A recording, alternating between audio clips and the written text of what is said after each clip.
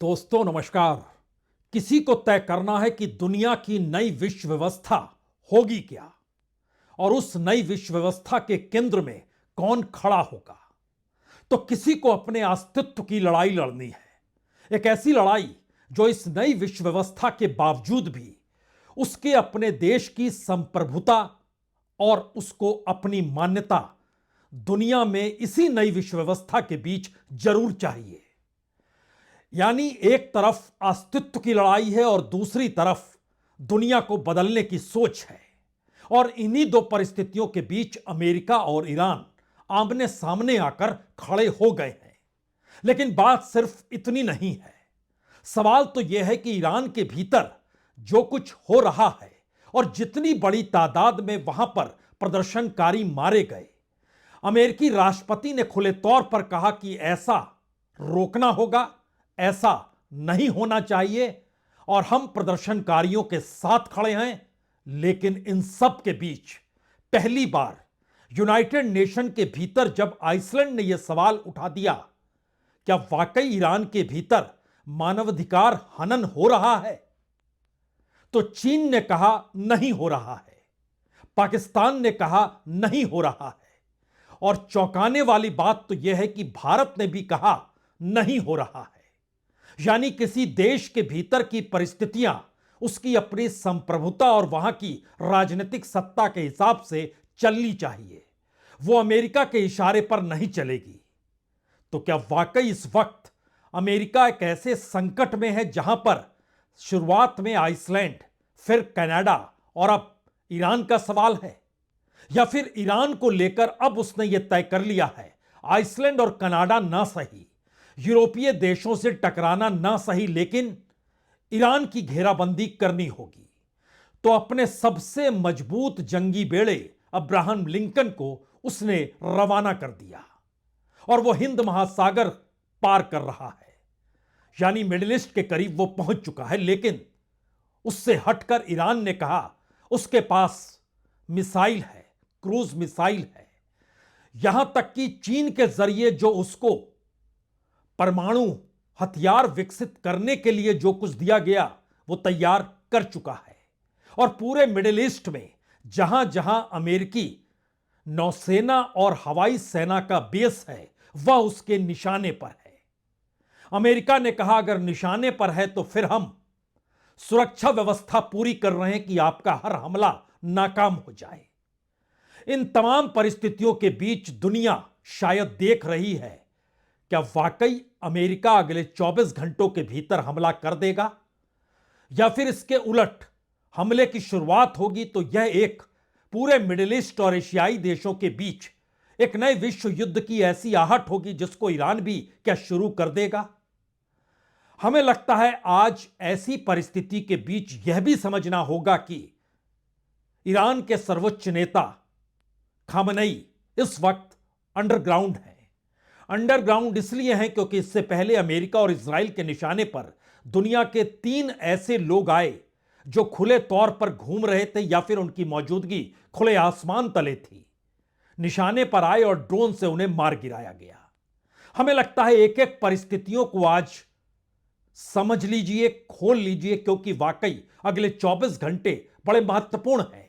लेकिन उससे पहले एक तस्वीर अमेरिका और ईरान के इस टकराव के बीच दुनिया के अलग अलग देश अगर अपने अस्तित्व की लड़ाई को भी अमेरिकी पहल से जोड़ रहे हैं या विरोध कर रहे हैं, तो उसमें यूनाइटेड नेशन में जो हुआ उससे हटकर कनाडा के टोरंटो शहर में बर्फ गिर रही है, लेकिन लोग सड़क पर ईरान के पक्ष में क्यों निकल आए।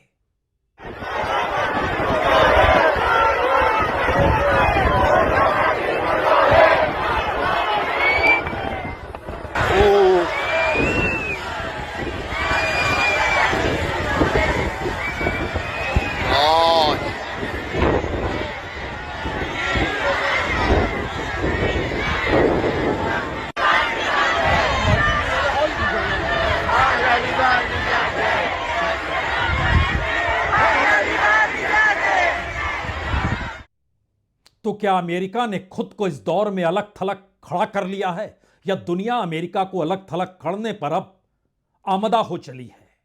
यह सवाल इसलिए क्योंकि ईरान का साथ यूनाइटेड नेशन में 7 देशों ने दिया। हालांकि जो प्रस्ताव आइसलैंड ने रखा था उसके साथ जर्मनी भी खड़ा था, ब्रिटेन भी खड़ा था। 25 देश पक्ष में थे, 14 ने मतदान नहीं किया, लेकिन जिन्होंने ईरान का साथ दिया उसमें भारत है, चीन है, पाकिस्तान है, इंडोनेशिया है, इराक है, वियतनाम है, क्यूबा है। यानी पहली बार यूनाइटेड नेशन के भीतर भारत, पाकिस्तान और चीन एक साथ नजर आए। भारत की यह स्ट्रेटजी अंतर्राष्ट्रीय तौर पर अमेरिका को आहत कर सकती है। और यहां यह भी समझना होगा कि दरअसल अमेरिका का विरोध यूरोप या यूरोपीय यूनियन के भीतर या फिर नाटो कंट्रीज के भीतर जरूर हो रहा हो, लेकिन एक सच तो है, यूरोपीय यूनियन भी इस हकीकत को समझता है कि वह कितना अमेरिका के खिलाफ जा सकता है। शायद इसीलिए यूरोपीय यूनियन भारत के साथ फ्री ट्रेड एग्रीमेंट करे उससे पहले ही उसने अपने तौर पर यह जतला दिया कि वह अमेरिकी टैरिफ को लेकर शायद अमेरिका के साथ खड़ा है। इसीलिए 1 जनवरी से भारत को जो सुविधा यूरोपीय यूनियन के जरिए जो जीएसपी की मिल रही थी, यानी जनरलाइज सिस्टम ऑफ प्रेफरेंस जो मिल रहा था, आयात शुल्क जो कम हो जाता था, वह एक झटके में खत्म कर दिया गया। और खत्म होने का मतलब यह है कि जो भी माल भारत से यूरोपीय यूनियन जाता है उसमें 87% माल प्रभावित हो गया। और प्रभावित नहीं हुआ बल्कि एक्सपोर्ट करने वाले लोगों पर 20% टैरिफ का बोझ बढ़ गया। तो किस रणनीति के साथ दुनिया चल रही है, यह मैसेज इसलिए बड़ा महत्वपूर्ण है क्योंकि इन सब के बीच ईरान के चाबहार पोर्ट पर भारत ने जितना भी खर्च किया, अमेरिका अब अप्रैल के बाद वहां पर प्रतिबंध बढ़ा कर देगा। और अगर प्रतिबंध लगा देगा तो भारत ने जितना पैसा चाबहार पोर्ट पर खर्च किया, चीन के जो बेल्ट रोड मिशन है उसके समानांतर अपने आप को खड़ा किया, चीन और पाकिस्तान की साझेदारी के बीच अपने आर्थिक रास्तों को बनाने की कोशिश की, तो क्या अमेरिका उस पर हमला कर रहा है तो भारत ने अपने तौर पर ईरान का साथ दे दिया? दरअसल ईरान की तरफ से एक पत्र भारत को भी लिखा गया। कहा गया, संयुक्त राष्ट्र मानवाधिकार परिषद में ईरान के इस्लामी गणराज्य के प्रति सिद्धांत आधारित और दृढ़ समर्थन के लिए, जिसमें एक अन्यायपूर्ण और राजनीतिक रूप से प्रेरित प्रस्ताव का विरोध जो शामिल किया गया, उसमें भारत सरकार के प्रति अपने हार्दिक कृतज्ञता वो व्यक्त करते हैं, क्योंकि यह रुख न्याय, बहुपक्षवाद और राष्ट्रीय संप्रभुता के प्रति भारत की प्रतिबद्धता को दर्शाता है। मैसेज है कि ईरान और भारत इस दौर में नजदीक आ गए। मैसेज है कि ईरान के भीतर जिन प्रदर्शनकारियों के पीछे अमेरिका खड़ा है, उन प्रदर्शनकारियों के साथ जो भी हो, लेकिन भारत ईरान की सरकार के साथ खड़ी है। और यहीं से यह सवाल खड़ा होता है, क्या वाकई अमेरिका आज की रात या अगले 24 घंटों में ईरान पर हमला कर देगा? क्योंकि ईरान के सर्वोच्च नेता आयतुल्लाह अली खामनेई इस वक्त अंडरग्राउंड है। और एक मैसेज ईरान के भीतर है कि जिस तरीके से 27 सितंबर 2024 को हसन नसरुल्लाह बेरित में एक रिहायशी टावर में मौजूद थे, वहां पर इजरायली ड्रोन ने हमला किया और वो मारे गए। उससे पहले आईएसआईएसआई के प्रमुख अबू बकर अल बगदादी 27 अक्टूबर 2019 में उत्तरी सीरिया में खुले तौर पर आसमान तले मौजूद थे, अमेरिकी ड्रोन हमले में मारे गए। कासिम सुलेमानी 3 जनवरी 2020 ईरान के सबसे महत्वपूर्ण सैन्य रणनीतिकार बगदाद एयरपोर्ट के करीब थे और ड्रोन से उन पे निशाना बनाया गया। तो अमेरिका की रणनीति आयतुल्लाह अली खामनेई को निशाने पर लेकर पूरे तरीके से ईरान की सरकार का मनोबल तोड़ने को लेकर है, क्योंकि ट्रंप ने बहुत साफ इस दौर में कह दिया, अमेरिका के राष्ट्रपति का रुख साफ है कि ईरान में इस वक्त सत्ता परिवर्तन का वक्त आ गया है। लेकिन बात इतनी भर नहीं है, यह समझना होगा कि अमेरिका का जो जंगी बेड़ा वो ईरान की तरफ लगातार बढ़ रहा है और खाड़ी के सभी अमेरिकी मिलिट्री बेस को निशाने पर ईरान ने ले लिया है। द वॉल स्ट्रीट की अगर रिपोर्ट को समझे तो अमेरिका ईरान के खिलाफ सैन्य विकल्प की दिशा में अब तेजी से और निर्णायक तरीके से बढ़ना चाहता है और ईरानी शासन को सत्ता से हटाने की योजना वो बना चुका है। अब यहां पर सवाल है कि अगर अमेरिकी जंगी बेड़ा जिसका नाम अब्राहम लिंकन है वो मिडिल ईस्ट तक पहुंच गया है और इन सब के बीच उसके साथ जिन जहाजों का पूरा काफिला है उसमें कहते हैं कि इस जहाज की रफ्तार 20 नॉट की रफ्तार है, यानी तकरीबन 50-60 किलोमीटर के हिसाब से वो चलता है प्रति घंटे। और लोकेशन छिपाने के लिए इसने ऑटोमेटिक पहचान सिस्टम को बंद कर दिया है। कई डिस्ट्रॉयर जहाज या कहीं न्यूक्लियर पनडुब्बी एयरक्राफ्ट कैरियर जो 48 से 60 के लगभग है, FA यानी A-18 जो फाइटर जेट हैं, वो भी मौजूद है। और इन सब के साथ जो अलग अलग हिस्सों में मिडिल ईस्ट के भीतर अमेरिका के बेस हैं, वहां पर F-15 फाइटर जेट की मौजूदगी है। पैट्रियोट मिसाइल्स डिफेंस सिस्टम भी मौजूद है। और यह माना जा रहा है कि मिडिल ईस्ट के भीतर एयर डिफेंस सिस्टम को अमेरिका अगले 24 घंटों में मजबूत कर लेगा, क्योंकि उसे पता है वो ईरान के निशाने पर होगा। तो ईरान के भीतर की परिस्थितियों ने क्यों नींद उड़ा दी है, और यह सवाल बड़ा हो गया है। हमला होगा तो क्या होगा, और क्या हमला होगा या डराने भर के लिए है, या फिर आइसलैंड और कनाडा और नाटो देशों के विरोध के बीच जो कुछ हो रहा था, अब उसके पास ऑप्शन है कि अपनी ताकत सिर्फ टैरिफ के जरिए नहीं बल्कि सामरिक दृष्टिकोण से भी वह दुनिया को दिखला दे। इसलिए ईरान की तरफ उसका जंगी बेड़ा बढ़ चुका है। यह बेड़ा है कैसा, एक क्षण के लिए देख तो लीजिए।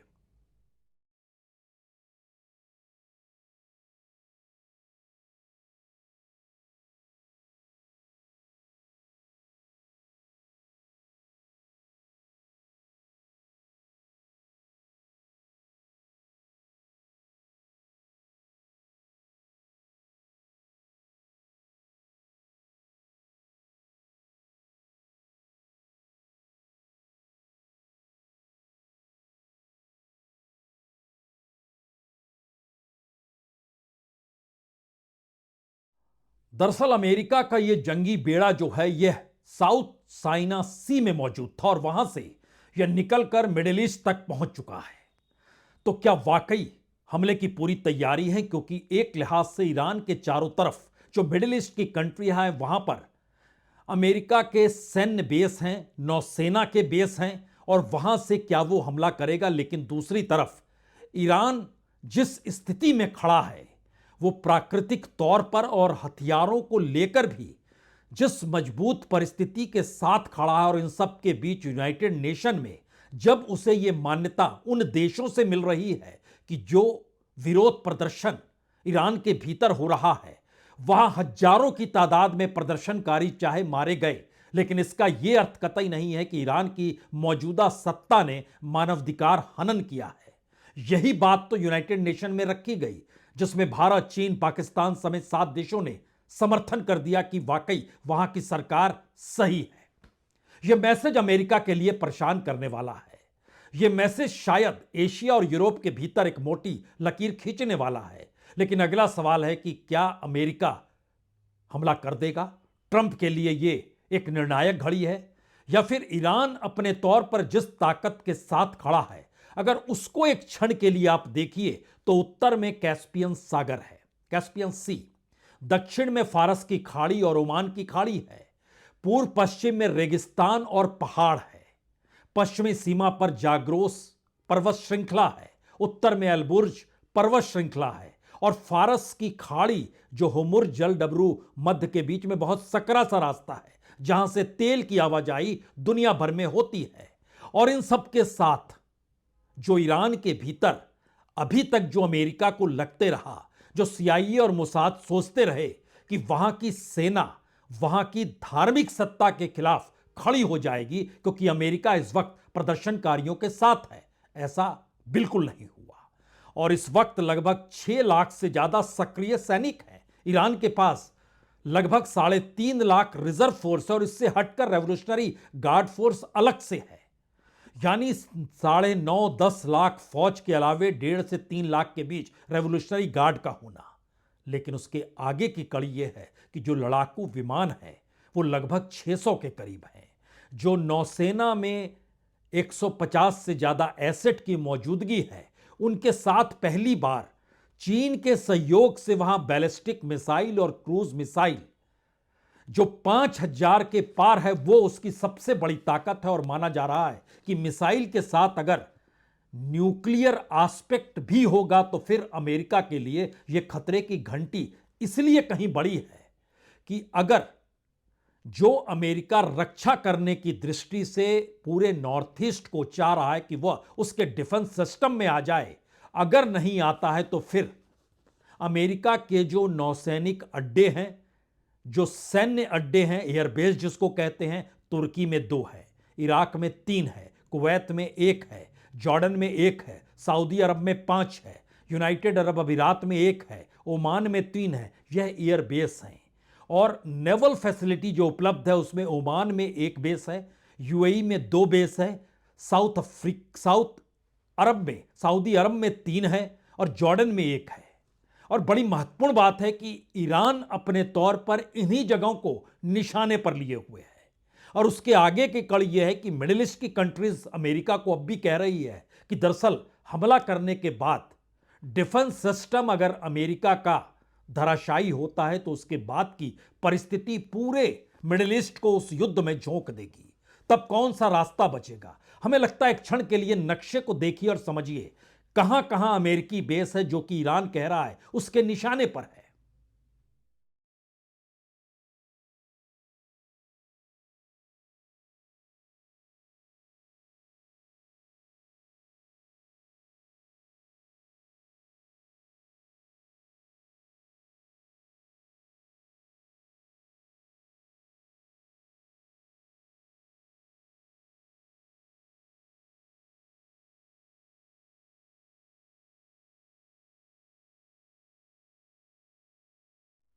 मिडिल ईस्ट के ये पूरे देशों की कतार बतला रही है कि अगर ईरान सीधे हमला करता है तो युद्ध में चाहे अनचाहे मिडिल ईस्ट भी आकर खड़ा होगा ही।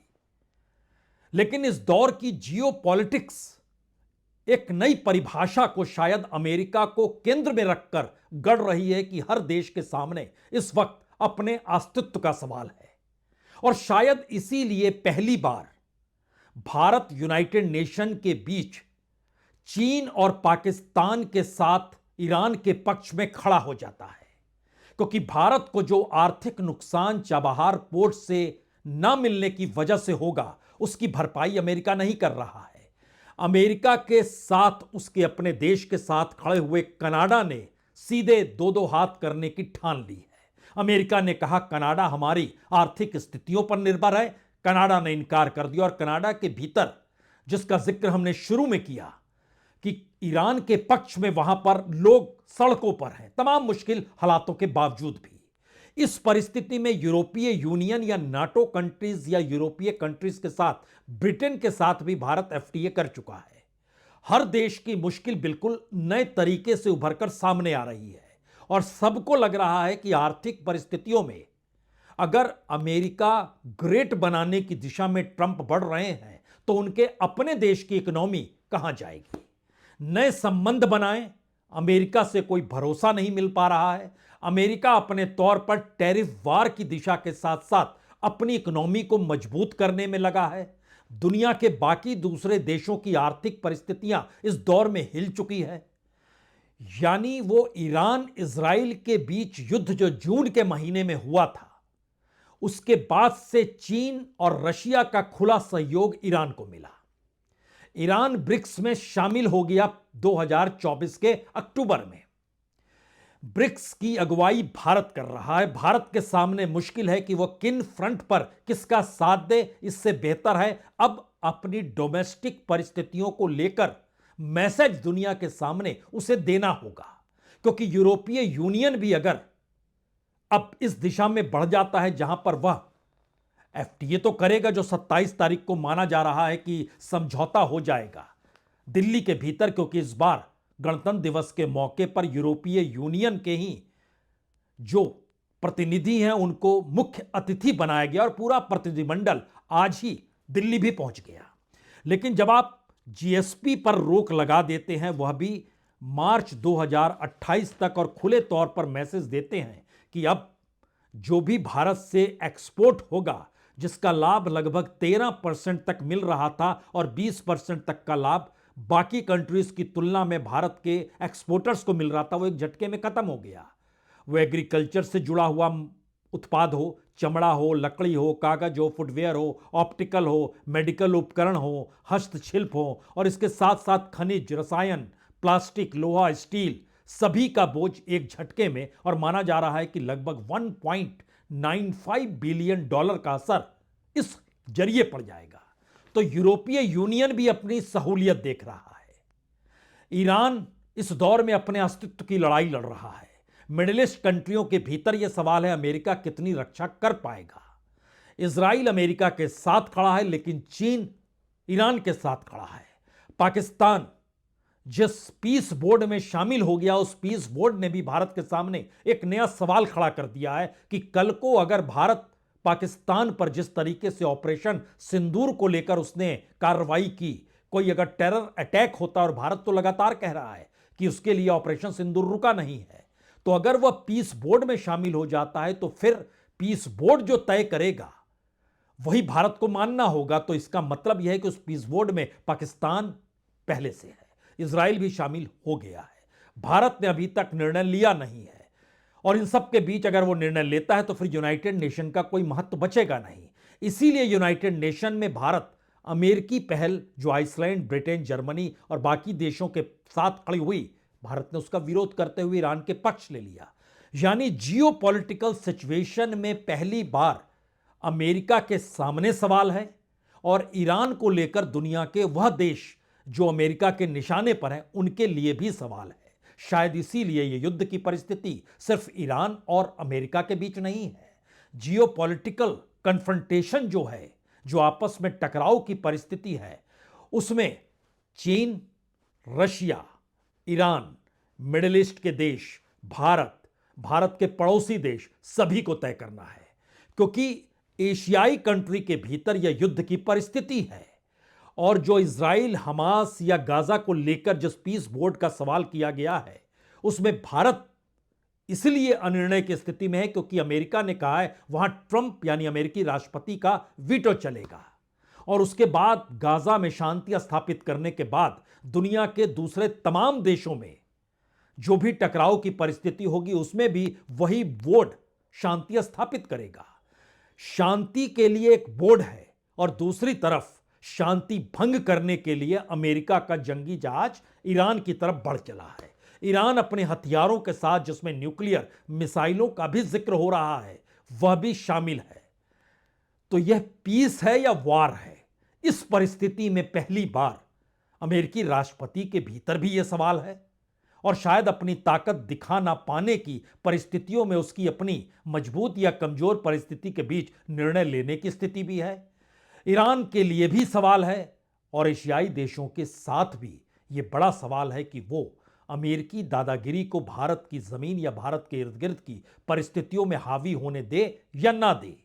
शायद इसीलिए पहली बार ईरान और अमेरिका के इस टकराव के बीच में दुनिया के वह तमाम देश आकर खड़े हो गए हैं जो जान चुके हैं कि अमेरिका ने अगर हमला किया तो फिर उन्हें कहां खड़ा होना है। और ईरान इस हकीकत को जान रहा है कि इस वक्त अमेरिका को लेकर दुनिया भर में जितने सवाल हैं, उन सवालों के तमाम जवाब ईरान के जवाब के साथ हर देश को खड़ा होना होगा। यह मैसेज यूनाइटेड नेशन से निकलकर आ चुका है। शायद इसीलिए युद्ध की परिस्थिति अगले 24 घंटों में क्या होगी या नहीं होगी, वो तय कर देगा रास्ता दुनिया का जा किस दिशा में रहा है। बहुत बहुत शुक्रिया, बहुत बहुत शुक्रिया।